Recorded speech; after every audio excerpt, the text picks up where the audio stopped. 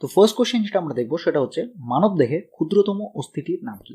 তো এই প্রশ্নের সঠিক উত্তর হচ্ছে অপশন সি, স্টেপিস। স্টেপিস হচ্ছে মানুষের দেহের সবচাইতে ছোট হাড়। এই মেলিয়াস, ইনকাস আর স্টেপিস এই তিনটি হাড়ই হচ্ছে মানুষের দেহের সবচাইতে ছোট হাড়। তার মধ্যে সবচাইতে ছোট হচ্ছে স্টেপিস, তার চাইতে আরেকটু বড় হচ্ছে ইনকাস এবং তার চাইতে আরেকটু বড় হচ্ছে মেলিয়াস। আর অপশন ডিতে যে ফিমার রয়েছে সেটা হচ্ছে মানুষের দেহের সবচাইতে দীর্ঘতম হাড়। এখানে ছবিতে তোমরা এই তিনটি হাড়ি দেখতে পাবে। এখানে রয়েছে স্টেপিস এবং তার ঠিক পাশে তার চাইতে একটু বড় ইনকাস এবং তার পাশেই রয়েছে তার চাইতে আরেকটু বড় মেলিয়াস। আর ডান পাশের যে ছবি তোমরা দেখতে পাচ্ছ সেখানে এই যে দুটো হাড় হচ্ছে, এই দুটো হাড় হচ্ছে ফিমর। এই দুটোই হচ্ছে মানুষের দেহের সবচাইতে দীর্ঘতম হাড়। নেক্সট কোশ্চেন হচ্ছে জাতিসংঘ বা ইউনাইটেড নেশনের হেডকোয়ার্টার বা সদর দপ্তর কোথায়। তো এই প্রশ্নের সঠিক উত্তর হচ্ছে অপশন সি, নিউ ইয়র্ক। নিউ ইয়র্কে ইউনাইটেড নেশনের হেডকোয়ার্টার রয়েছে।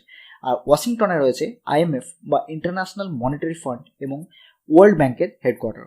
আর প্যারিসে রয়েছে ইউনেস্কোর হেডকোয়ার্টার।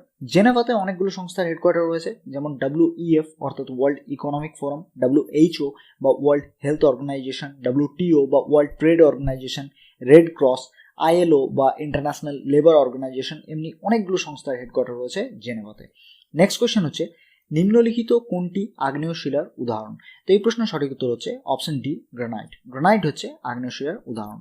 মনে রাখবে গ্রানাইট রূপান্তরিত হয়ে নিস এ পরিবর্তিত হয় এবং বেলে পাথর রূপান্তরিত হয়ে কোয়ার্টজে পরিণত হয় এবং চুনা পাথর রূপান্তরিত হয়ে মার্বেলে পরিণত হয়। তো নেক্সট কোয়েশ্চেন হচ্ছে মাই লাইফ এই আত্মজীবনীটি কার। তো এই প্রশ্নের সঠিক উত্তর হচ্ছে option C, Bill Clinton. My Life হচ্ছে বিল ক্লিন্টনের আত্মজীবনী। ডক্টর রাজেন্দ্র প্রসাদের আত্মজীবনীর নাম হচ্ছে আত্মকথা এবং ডক্টর APJ আব্দুল কালামের আত্মজীবনীর নাম হচ্ছে Wings of Fire. Next question হচ্ছে জাভা এর আবিষ্কর্তা কে। তো এই প্রশ্নের সঠিক উত্তর হচ্ছে অপশন সি, জেমস গোসলিং। জেমস গোসলিং হচ্ছে জাভা এর আবিষ্কর্তা এবং জাভা একটি প্রোগ্রামিং ল্যাঙ্গুয়েজ আর এর পুরনো নাম ছিল ওক। এটাও তোমরা পারলে মনে রাখবে। নেক্সট কোয়েশ্চেন হচ্ছে নিম্নলিখিত কোনটি উৎসবের শহর নামে পরিচিত। তো উৎসবের শহর নামে পরিচিত হচ্ছে অপশন বি, মাদুরাই। এবং বারাণসীকে বলা হয় ভারতবর্ষের আধ্যাত্মিকতার রাজধানী এবং বারাণসীকে ঘাটের শহর এবং শিবের শহরও বলা হয়, কারণ বারাণসীতে অনেকগুলো গঙ্গার ঘাট তোমরা দেখতে পাবে।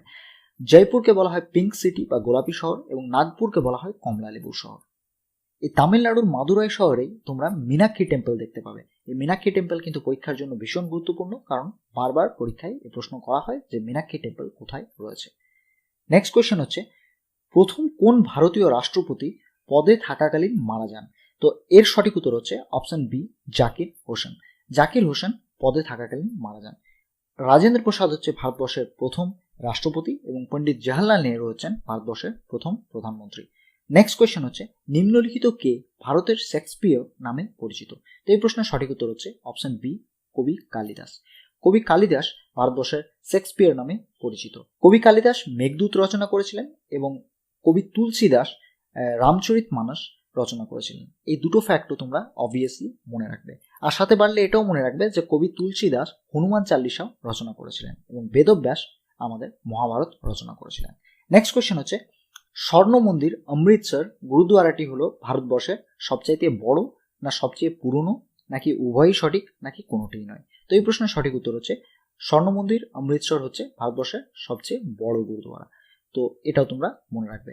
আর এই বাদ দিয়েও শিখ ধর্মে আরও 5টি তখ্ত রয়েছে। তখ্ত মানে মনে রাখতে পারো যে বিশেষ কিছু গুরুদ্বারাকে তখ্ত বলা হয়, যেগুলো শিখ ধর্মের অত্যন্ত পবিত্র ধর্মীয় স্থল। তো এরকম 5টি তখ্তের মধ্যে 3টি রয়েছে পাঞ্জাবে, আকাল তখ্ত এবং কেসগড় সাহেব এবং দমদমা সাহেব। এই 3টি তখ্ত রয়েছে পাঞ্জাবে, আর 2টি তখ্ত পাটনা সাহেব রয়েছে পাটনাতে, আর হজুর সাহেব নন্দিত এটি রয়েছে মহারাষ্ট্রে। তো স্বর্ণ মন্দির বাদ দিয়ে এই 5টি শিখ ধর্মের পবিত্র স্থানও তোমরা মনে রাখবে, পরীক্ষায় জিজ্ঞাসা করা হতে পারে। নেক্সট কোয়েশ্চেন হচ্ছে বিসি রায় পুরস্কার কোন ক্ষেত্রে দেওয়া হয়। তো তোমরা সকলেই জানো এই পেশায় একজন ডাক্তার ছিলেন, তাই এই প্রশ্নের সঠিক উত্তর হচ্ছে অপশন সি, ঔষধ। তো বিধানচন্দ্র রায় পুরস্কার ঔষধের ক্ষেত্রে দেওয়া হয়। আর তাছাড়াও বিধানচন্দ্র রায় পুরস্কার সায়েন্স এবং আর্টসের ক্ষেত্রেও দেওয়া হয়ে থাকে। প্রতি বছর 1 জুলাই ডক্টরস ডের দিন রাষ্ট্রপতি এই পুরস্কার দিয়ে থাকেন। নেক্সট কোয়েশ্চেন হচ্ছে বিশ্ব ওজন দিবস কবে পালিত হয়।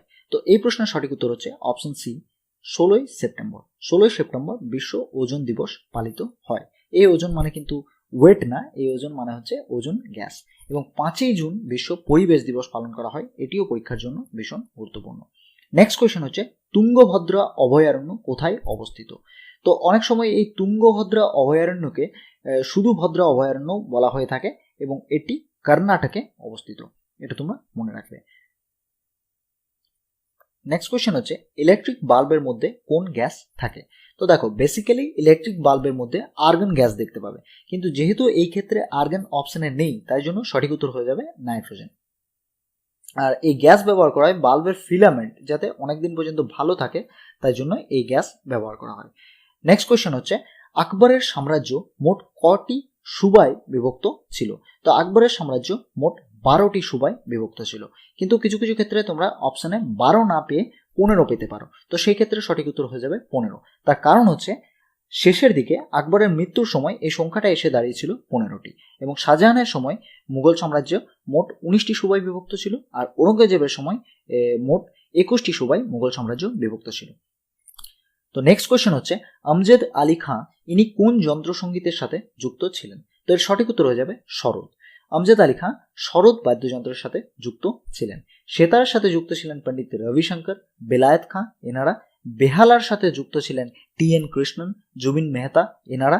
এবং বীণাবাদক অর্থাৎ বীণার সাথে যুক্ত একজন প্রখ্যাত শিল্পীর নাম তোমরা আমায় কমেন্ট করে জানাবে, ঠিক আছে? তো এই প্রশ্নের উত্তর তোমাদের জন্য ছেড়ে দিলাম, এটা তোমরা আমায় কমেন্ট করে জানাবে। নেক্সট কোয়েশ্চেন হচ্ছে কোন ভিটামিন মানুষের প্রস্রাবের দ্বারা নির্গত হয়? তো এই প্রশ্নের সঠিক উত্তর হচ্ছে option C, vitamin C. Vitamin C প্রস্রাবের দ্বারা নির্গত হয়, তার কারণ হচ্ছে ভিটামিন সি জলে দ্রবীভূত হয়, তার জন্য মানুষের দেহে এটি সঞ্চিত হতে পারে না এবং খাদ্যের মাধ্যমে আমাদেরকে গ্রহণ করতে হয়। তাই যখন এক্সেস ভিটামিন সি আমরা শরীরে গ্রহণ করে ফেলি, তখন সেটা শরীর থেকে প্রস্রাবের মাধ্যমে নির্গত হয়ে যায়। নেক্সট কোয়েশ্চেন হচ্ছে রাওলাট অ্যাক্ট কোন সালে প্রচলিত হয়েছিল বা পাশ করা হয়েছিল? তো এই প্রশ্নের সঠিক উত্তর হচ্ছে 1919 সাল। 1919 সালে রাওলাট অ্যাক্ট পাশ করা হয়েছিল। আর 1919 সালে জালিয়ানওয়ালাবাগের হত্যাকাণ্ডও হয়েছিল। 1913 সালে রবীন্দ্রনাথ ঠাকুর নোবেল পুরস্কার পেয়েছিলেন এবং 1905 সালে বঙ্গভঙ্গ হয়েছিল। তো নেক্সট কোয়েশ্চেন হচ্ছে ডুরান্ড কাপ কোন খেলার সাথে যুক্ত? তো এই প্রশ্নের সঠিক উত্তর হচ্ছে অপশন বি, ফুটবল। ক্রিকেটের সাথে সংযুক্ত একটি কাপের নাম হচ্ছে ইরানি ট্রফি, হকির সাথে সংযুক্ত একটি কাপের নাম হচ্ছে আগা খা কাপ, এবং ভলিবলের সাথে সংযুক্ত একটি কাপ বা ট্রফির নাম তোমরা আমায় কমেন্ট করে জানাবে। তাহলে তোমরা দুটো জিনিস আমায় কমেন্ট করে জানাবে, এক হচ্ছে একজন প্রখ্যাত বীণাবাদকের নাম তোমরা কমেন্ট করে জানাবে, আর ভলিবল খেলার সাথে সংযুক্ত একটি কাপ বা ট্রফির নাম তোমরা আমায় কমেন্ট করে জানাবে। নেক্সট কোয়েশ্চেন হচ্ছে ভারতীয় সংবিধান কত সালে গৃহীত হয়? তো এই প্রশ্নের সঠিক উত্তর হচ্ছে 26 নভেম্বর 1949 সালে ভারতের সংবিধান গৃহীত হয়েছিল এবং এটি কার্যকরী হয়েছিল 26 জানুয়ারি 1950 সালে। তো 26 নভেম্বর 1949 সালে ভারতবর্ষের সংবিধান গৃহীত হয় এবং 26 জানুয়ারি 1950 সালে এটি কার্যকরী হয়। আর 15ই আগস্ট 1947 সালে তোমরা সবাই জানো ভারতবর্ষের স্বাধীনতা দিবস পালন করা হয়। তো আজকের শেষ প্রশ্ন হচ্ছে ভারতবর্ষের জাতীয় পতাকার নকশা কে তৈরি করেছিলেন? এই প্রশ্নের সঠিক উত্তর হচ্ছে অপশন এ, পিঙ্গালি ভেঙ্কাইয়া।